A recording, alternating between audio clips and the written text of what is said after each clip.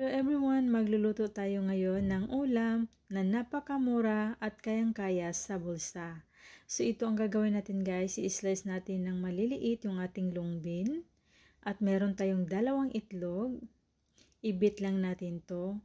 Ang recipe na to guys, hindi po to aabot ng 100 piso.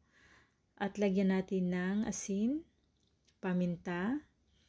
Mix well lang natin until well combined. Kung meron kayong powder seasoning, pwede din. Kung wala, pwede na rin yon. At ilagay natin yung ating naka-chop na onion at yung ating long bean.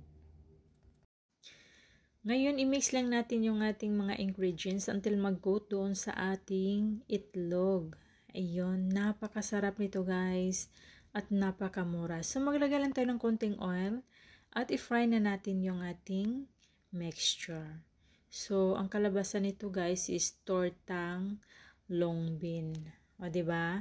So, napakasimple at napakamura lang talaga at napakasarap at masustansya pa. Ayun. Baliktarin natin until maluto yung sa kabilang side na naman. Yum, yum, yum. Ang sarap nito guys. I-try nyo. Talagang napakamura at ang sarap pa, diba? Ayun. Ready na po ang ating tortang long bean. Look at that guys. Looks so yummy and tasty at napakamura pa at swak sa bulsa. Thank you for watching.